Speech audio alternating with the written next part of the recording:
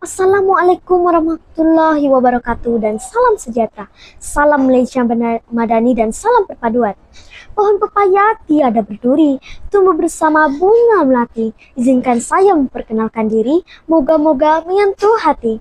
Nama saya ialah Siti Rituan Arifia binti Rizal dan saya berumur 12 tahun. Saya belajar di Sekolah Kebangsaan Langkon. Hobi saya ialah berlatih silat dan belajar, manakala cita-cita saya pula ingin menjadi seorang guru.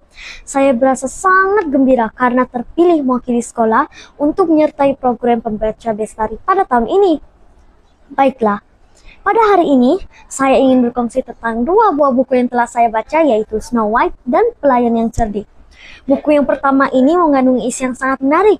Buku ini adalah karya Quality Books dan diterbitkan pada tahun 2014 oleh Quality Terengganu Books. Buku ini mempunyai 16 halaman bercetak yang berharga RM6.60 di Semenanjung dan RM3.90 di Sabah dan Sarawak. Buku ini sangat menarik perhatian untuk dibaca karena tulisannya yang bersaiz besar, jelas, dan berwarna. Buku ini juga disertakan dengan gambar-gambar yang cantik. Buku ini tidak hanya mempunyai satu peribahasa, tetapi dua peribahasa, yaitu bahasa Melayu dan bahasa English. Tema utama yang terdapat dalam buku ini adalah yang pertama, hilang selera makan dan pengembaraan, dan tema yang kedua ialah pelayan yang cerdik. Jalan cerita mengenai buku ini sangat menarik karena mengisahkan tentang raja yang hilang selera makan. Semakin hari, semakin kurus badan raja.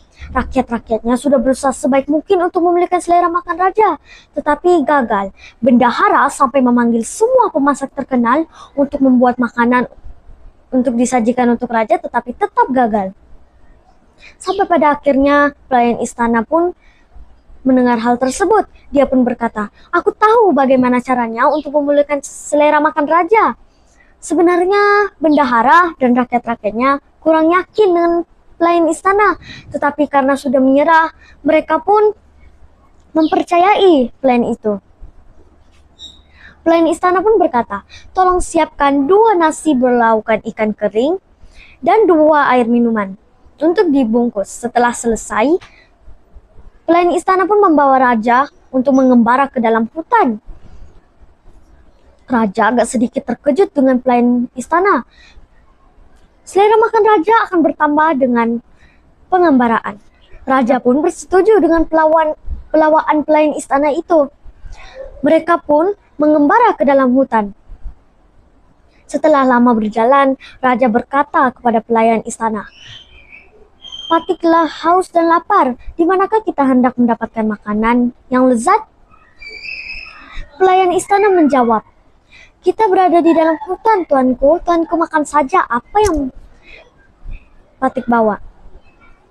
Raja pun bersetuju dan pada akhirnya selera makan raja pun telah pulih kembali.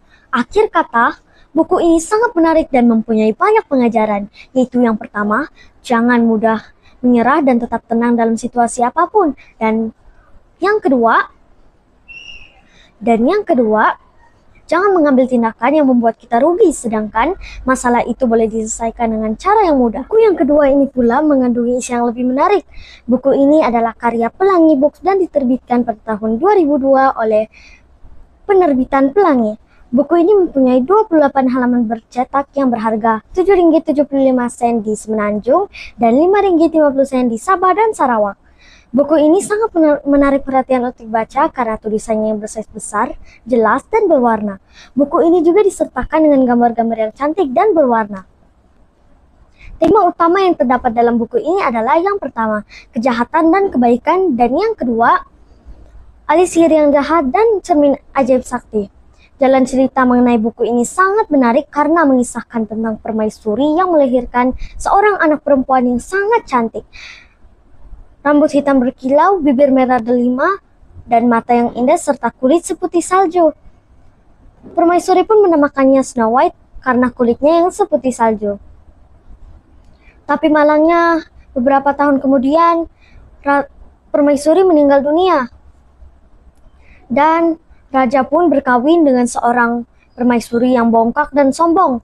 Raja tidak mengetahui bahwa permaisuri tersebut adalah seorang alisir yang jahat. Beberapa tahun kemudian, raja pun meninggal dunia dan tinggallah Snow White dengan ibu tirinya. Masa terus berjalan. Semakin hari, Snow White semakin cantik. Permaisuri mulai berasa cemburu.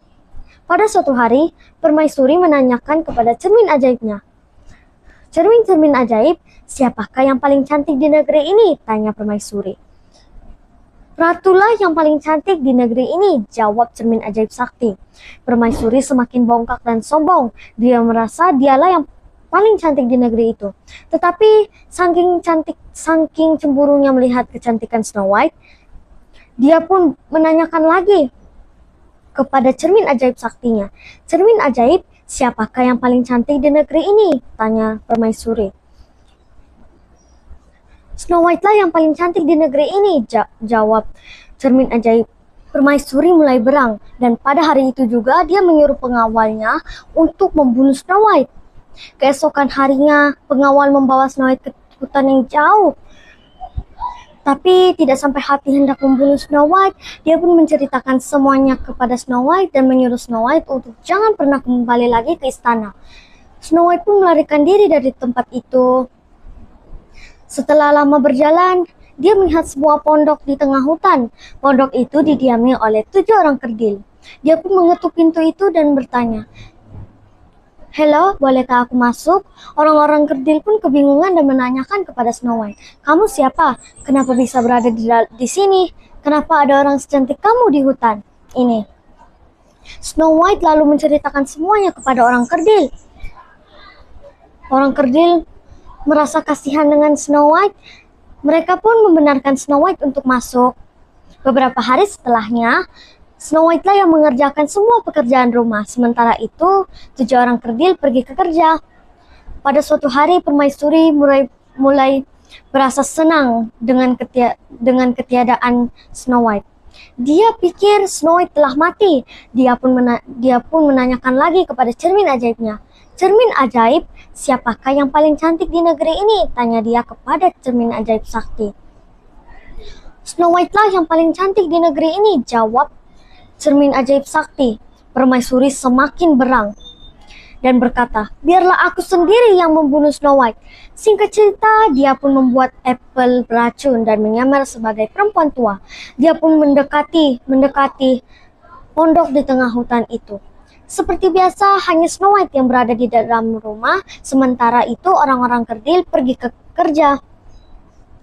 Perempuan tua itu pun menanyakan kepada Snow White, "Gadis cantik, apakah kamu ingin merasakan apel ini?" tanya perempuan tua itu.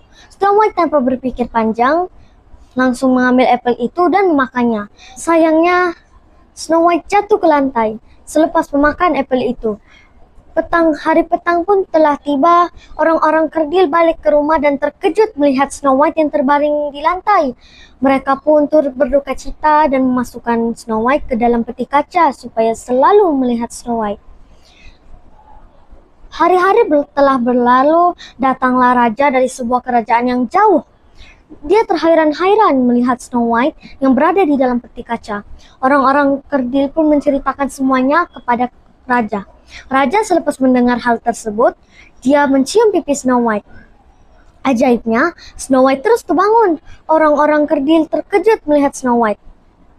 Ternyata Snow White tidak mati. Snow White hanya tidak sadarkan diri.